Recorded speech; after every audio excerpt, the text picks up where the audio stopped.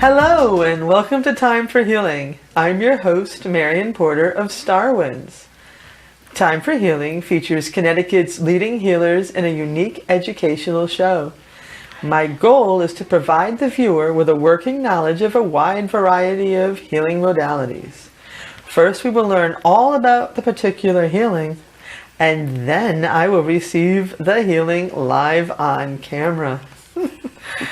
All right, so today my guest is Tina Angeli, who will tell us all about her life and work as a medium. Oh yeah!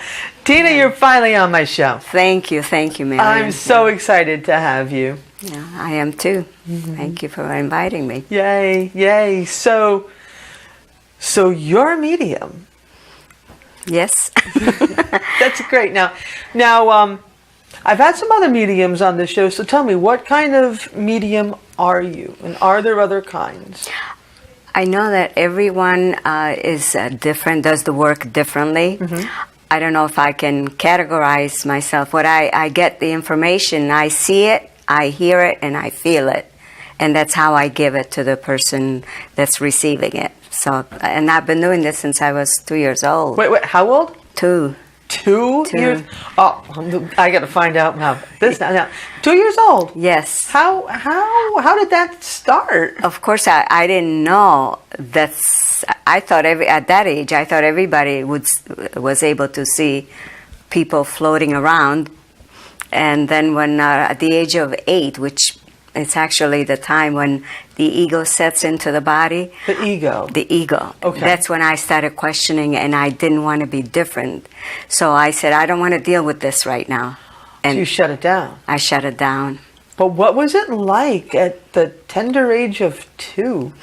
Well, it actually happened right after my sister died. My 1-year-old sister. Her name was Teresa. And she died of a childhood disease. And because my parents were so in grief about that loss, I became the invisible child. I was abandoned emotionally. And right about that time is when I started to see what I would call my beautiful lady. She would come into the room and just float around and sometimes play peekaboo with me until I fell asleep. Peekaboo? Peekaboo. And so I consider her to be my babysitter, really. I looked forward to seeing her every night. Really? And I remember so vividly the soles of her feet as she floated above the bed. Really? So vividly. It was as if it was yesterday. And Did she have a name? Not at that time, but when she came about almost 30 years ago, she appeared again over the garage on my property. So let's because I know a little bit about you. So when you were 2, where were you living? That's it. I was in Italy because I was born in Italy. And so you first encountered this lady in Italy. Yeah, my That's beautiful awesome. lady. Yeah, it was, and I learned later that was like a rescue mission, basically, because I was being abandoned emotionally, and if I hadn't been taken care of by my angel. So she was an angel. Yeah, she was an angel. I learned that she was an angel years later. So then 30 years later. Almost 30 years later. We're here in this country. Yeah. And what happened? My property in Granby, she just appeared over the garage. And the garage is 24 by 40, and it's a double-decker. So it's a pretty big building. garage. Yeah. And she was about 4 times the size of that. And she had widespread wings. One reached all the way to my neighbor in the back, and the other one was closer over the street. And all I could say was, oh my God, that's big. And that's something that I wrote about, and it was actually in the door opener years ago. But I was told that her name was Naomi, and that she was the one that used to come and visit me in Italy. And when I was a child. She found you here? yeah, she said that the reason why she appeared was to let me know that mediumship, giving messages, was something that I had chosen to do in my lifetime, and it was important for me not to be afraid of it. It was important for me to know that all I had to do is just relax, trust, and then they would do the rest. They would take over. That's basically it. So that was a very pivotal time in my life, because I finally accepted it without worrying about whether the messages were right or whatever. So. Wow. So, okay. So prior to her appearing over your garage, had you been getting messages for people? I would get messages here and there, especially for friends that they would lose a pet and they were so in pain, and I would get messages for them. But it wasn't in a professional way. It was just, here and there. So what made you make the leap to doing it professionally? Well, the big push was actually seeing her over my garage, the barn, because that told me that this was part of my plan. It was actually part of my contract that we all write as before we come on the earth, for me to be able to be of service in this way. And so that's when I finally accepted it. And let me tell you, they have a sense of humor, because once I finally accepted this, and I would do journal and I would ask questions. Well, what do I need to do next to be able to, to be on my journey?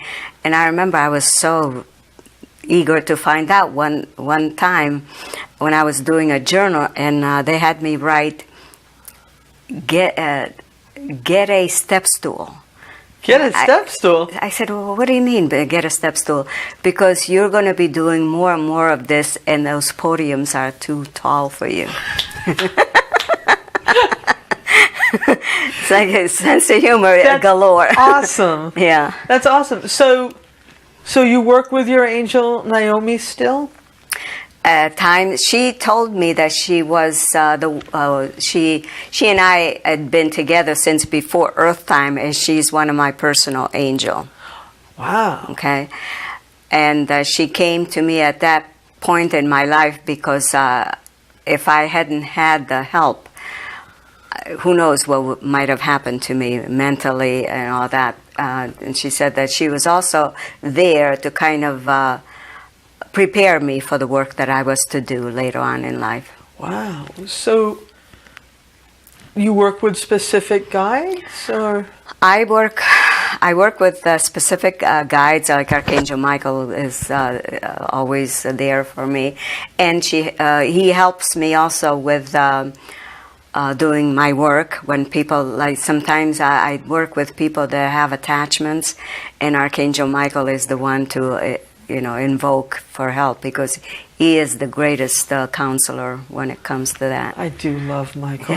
He's wonderful. I work with him. And so that's one. And then others come through as needed. And of course, when I do sessions, whether in a group or one-on-one, whoever I'm working with, they bring their own guides that they give messages through me, and so I allow myself to be used as an instrument. That's basically it. Okay, yeah. So walk me through how you do. I mean, we're not going to go into the messages part right now, but walk me through what it's like to do your work. Well, it's kind of simple, and the energy of simple seems to be part of what I am working on, because they remind me often, the KISS method. Keep it simple, sweetie, not sweetie. Yeah. And so that's what it, because life is complicated enough. And so by keeping it simple, you get to the point of that needs to be given, and then you just kind of feel you get into the mode of feeling what it feels like for you when you receive that information. And so what I do basically when I I guess I was told that I was a mental medium, and a mental medium is someone who is aware of everything that comes through my body. Even though I may not remember the information later on, I remember it right then and there. I remember everything that comes through. And so when I start my sessions, I basically start by saying, it's a little very simple ritual that I say, and do you want me to repeat how I start? Yeah, let's do that, because in a little bit I'm right. Okay, so I now allow myself to be used as an instrument, always for the purpose of the highest good, to be of service to whoever happens to be there. So you get taken over almost by the person? No, or the being, or the no. It's just that as I allow myself to do that, then the information comes, and that's how. But I don't know if it's called a takeover, because I remember everything, so I don't really know what the process. Yeah, because there's all different kinds of mediums. Yeah, I know. Some of them they actually the voice like a changes. Trance medium. Yeah, that's a trance. No, I'm not. You. I'm not. So a you can tell if something not so good is coming through. Oh, yes. And also when something good comes through, like, for example, sometimes Mother Mary comes through and the energy is so different than somebody else's energy. They're all so different, and it just feels good to be able to work with that. And, of course, this is all based on the fact that you have to have that ultimate trust to be able to allow this to happen. That's true for all the healings that we do. I mean, if I didn't trust in my guides, yeah. I mean, they're the reason I have this show. I mean, this isn't even my show. Just so you know, this isn't my show. This is my guides' show, not mine, and I'm just the front person. So I get you with the trust. It's hard. Yeah. So how did you develop your trust?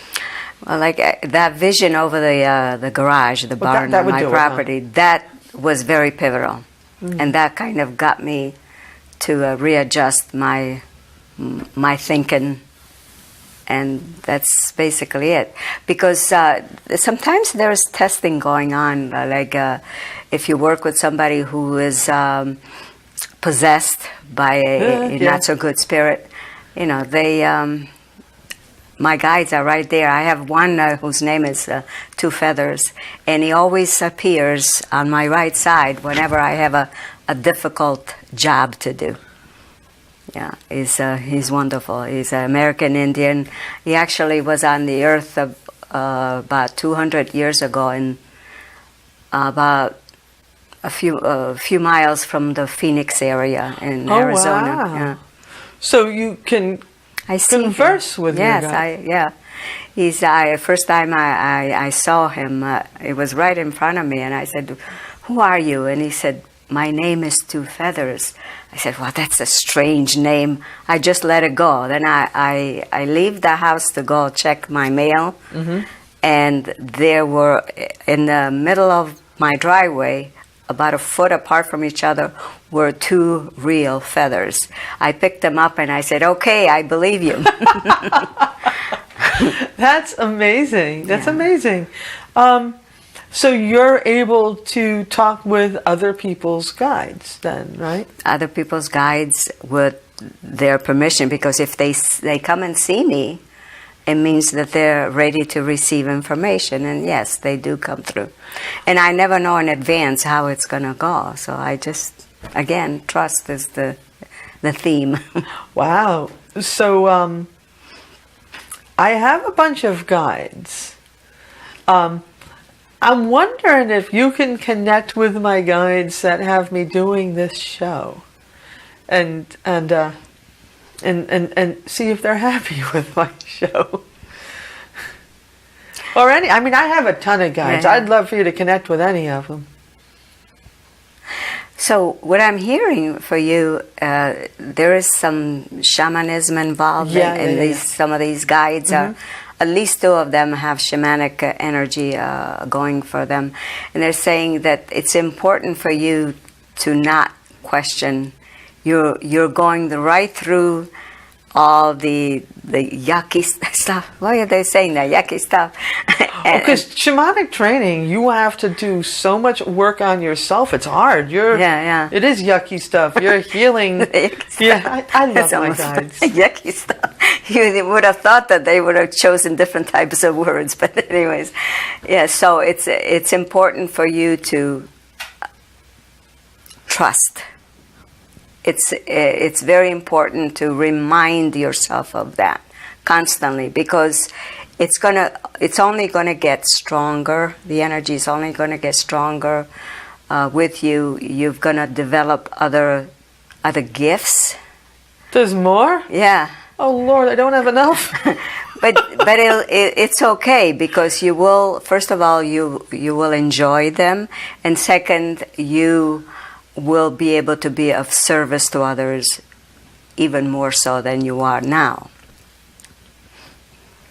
Do my guides mind that I'm just lazy and need to be constantly prodded to keep moving? No, they actually, I'm hearing that they actually honor and respect your way of doing things.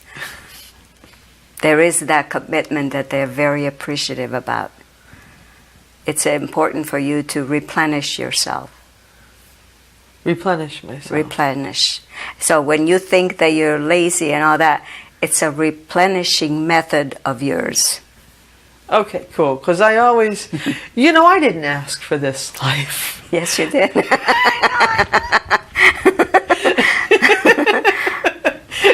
You mind your business.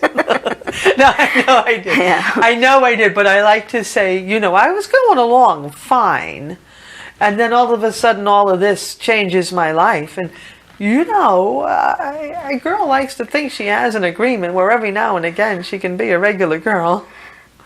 But you just had to take the time to be one of the most difficult things to do on the earth is balance. But balance you must accept.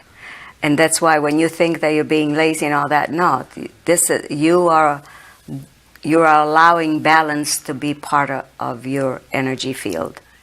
Just cool. think of it that way. Yeah. So the shamanic stuff, because I didn't even want to be a shaman. I got pulled into that too. And then all these shamanic guides came round for me, and I'm like, oh God, if you want me to be a shaman, I can't do it on my own. So what do those guides have to do? Is there one named Miguel that wants to come through? Miguel, my underworld guide? Yeah, I'm hearing that Miguel is around. I love him. Yeah. I'm hearing some kind of a reminder that if you ever question anything about your work that you're doing now or what you will be doing later, just remember the fire ceremony, the power of that, your first fire ceremony. Oh my God, I did that for you. I know, and I'm grateful. Everybody was grateful. Seriously, I didn't even know if I was. Just my guides again. My guides again. Do they know I love them? More than you can even imagine. Because I do. I love my guides. They've been so patient with me. Patience is one of their gifts. And the fact that you committed to do this, the gratitude is immense. So just remember that you allowing yourself to be used as the wonderful instrument that you are is very much appreciated. Now, this might sound kind of funny, but I just recently got this giant beaver as a guide, and I love her so much. I'm not going to say her name, but she came out of this last training that I had. You don't see my beaver, do you? Yeah. Oh, I feel the energy. I love my beaver. Something I say, I'm hearing busy beaver, so I don't. It's something about like a taskmaster, something like that. I don't know why I'm getting that. Do you feel yourself sometimes that you are that like I'm a busy beaver? Yeah, like I never really put it like that, but I am. Yeah. So that's why she appeared he, she, because once they cross over, because she wishes to be of service to you, so that way she will take some of that pressure off of you. I love her. She took my headache away. I had this headache, and finally occurred to me to ask my beaver to take care of it. Ask and you shall God, receive. I'm going to be on a TV show. Please take my headache away. See? It's as easy as that. Cool. So if I was coming to you I know I've just asked you some questions, but let's just let whatever flows through come out for me, whatever. So show me how you would do a healing for me. Okay, so right now? Yeah. All right, so since I already did my my thing about allowing myself to be used as an instrument, so that means that's I'm all set for that. Should you have questions, you can ask them. Yeah, I'd like to know about if I have a different job coming my way.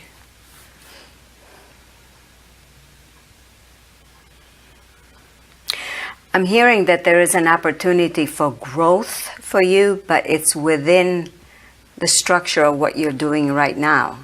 Okay. Okay? And that's only one possibility. Nothing is written in stones, okay? So it's just that if you wish to have something different than what you have right now, you can invoke your guides to manipulate the energy in a way that it'll take you where you wish to be. Really? Don't know why I've never done that. Intention is a very powerful thing, and not many people know that. It's all about intention. Really? So I could just say, hey, I'm interested in doing something different. Can we find me something? And then allow for the energy to be manipulated and see who you're going to be meeting next and how you're going to be taken there. Because it's all about energy. But once you ask, just allow them to do the work, and the time, there is no time on the other side, so here there is. So the expectation of time is not something that can be manipulated. I got a question for you. My grandmother that's named after me, Marion, my Sicilian grandmother, is she about? Is she around?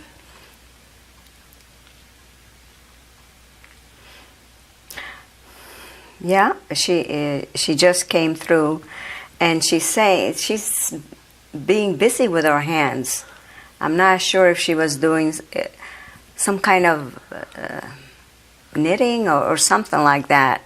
She's showing me that she's busy with her hands. She was when she was on the earth, so I don't know if you recognize. She passed when I was 3. Okay, so do you remember anything at all about her? I was a baby. Okay, so the family, did they say some of what she liked to do? Because I'm getting something about if she was knitting. That would be cool. Knitting, but I know she came through a little bit during this last training of mine, and I was really grateful for that. I wanted to know if she's saying that she's very, very connected to the earth, and are you? Yes. Because she's saying that you can, if you wish to find out, if you wish to get help to get regrounded, for example, when you feel flaky or whatever, just ask her, because it's important to ask. They're not supposed to interfere. So she is willing to help you with that. So my grandmother's back at it. Oh, back and forth. Because I didn't really think much about her. She's right here. Right? Well, she thinks my thoughts. She knows, but I didn't think much about her until this last shamanic training I did, where she came through big time for me. She was definitely helping you with that, and she was very proud that you were integrating that in your field, in your auric field, and she wants to be of service to you. So do ask her. That's awesome. You heard it here first. I love my grandmother. Oh my God! I know I called her Noni, but what little Italian girl didn't call their grandmother Noni? Oh, that's awesome. Yeah, she's saying that she's so proud of you. She used to come to you in dreams after she passed on. As a child, she would come to you in dreams and kind of play with you and give you little hints and stuff, because she knew what your contract was, so she kind of guided you as well. That's awesome. Oh my God. Oh, good. Are there any other guides around me? I mean, I don't need to know about any other of my relatives that have passed. I'm interested in my guides, and I know I have a boatload of them. I know that. Do I have any guides that maybe might not be from this planet? I see it. First of all, before I go there, I'm hearing someone with the name of Anna. Anna. Anna, okay. A-N-N-A. Okay. It's an Italian name. And so she is part of your team. You have multiple guides, so she's part of the team. Her name is Anna. And as far as the extraterrestrial energy... There's one by the name of Gak. That's a name I keep hearing. That is one. You're also connected with the Pleiadian energy. I am? Yeah, and so it's all about you working with taking the negative energy. They work through you because they're all about positive energy. And so... I never knew that. I mean, I knew about them, but I never knew the Pleiadians were working with me. Yeah. Yeah, that was part of the contract. Really? And so they are able to... They love munching on the negative energy because they're also balancing themselves. They're all about positive, and the earth is great because there's a lot of negative energy that they like to kind of balance themselves with. And they are working with you. So if you ever find yourself with a bit too much negative energy around you because of who you work with or whatever, ask them to come in and help you with that. Well, that's a surprise. Wow, my grandmother and the Pleiadians. Who else? We're running out of time. But who else is out there for me that I might not be aware of? Did Gak have anything he wanted to say? He's just saying, just proceed with what you're doing. I said, do not ever question yourself as far as whether you're doing it right or not. Just keep your sense of humor. They know I've been doing that, huh? Sense of humor. Really? Is imperative to have. Oh, honey, that's all I got. They know I've been questioning myself. Oh, yes, Lord, yes. They know everything. But they don't judge. They just want giving you these tips so you can have an easier life. So is there any other guides that I might find surprising? Well, what I'm getting is that some of them are not part of your energy field right now because the stages where they're supposed to appear to work with you is not there yet. Because of the time frame that is on the earth. Oh. Okay, so... Oh, what does that mean? It means that there will be others as you proceed. So I don't keep the same rotating... I mean, it's sometimes the same people? New ones come in. Really? Depending on what you take on. Wow. Okay, well, we got to wrap this up. This is fascinating. I'm so glad that we barely touched the surface. But I know. We need to. Thank you. We need to have a longer show. Well, all right. Well, thank you for being here and telling us about what you do. Thank you, Marion. Thank you for inviting me. Oh, you're the best. All right. Well. Thank you for watching Time for Healing. We had a great time learning all about what it is to be a medium. And please join us next time when we learn about another incredible healing modality. All right. See you next time.